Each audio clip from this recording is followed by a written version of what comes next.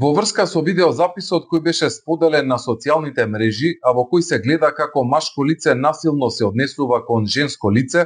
МВР ја известува јавноста дека СВР Струмица ги презеде сите службени дејствија кои се во надлежност на полицијата, поврзани со конкретниот случај и насилникот е лишен од слобода.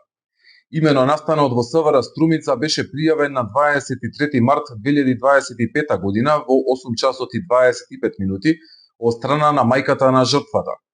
Веднаш по добиената пријава преземени се соодветни мерки и активности од страна на полициски службеници од СВР Струмица, ОВР Радовиш. Утврдено е дека машкото лице е АА од Радовиш, кој истиот ден во 9 часот и 20 минути е лишен од слобода и задржан во полициска станица Радовиш.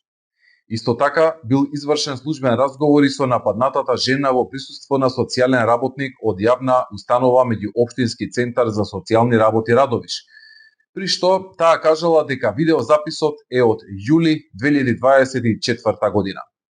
Бидејќи во конкретниот случај постои сомнение за сторено кривично дело телесна повреда по член 130 став 2 во врска со став 1 од Кривичниот закон, каде во став 5 од истиот член стои дека гонењето се презема по поднесување на предлог за гонење, од жртвата било изјавено дека не сака да поднесе предлог и дека видеото било доставено од незината мајка.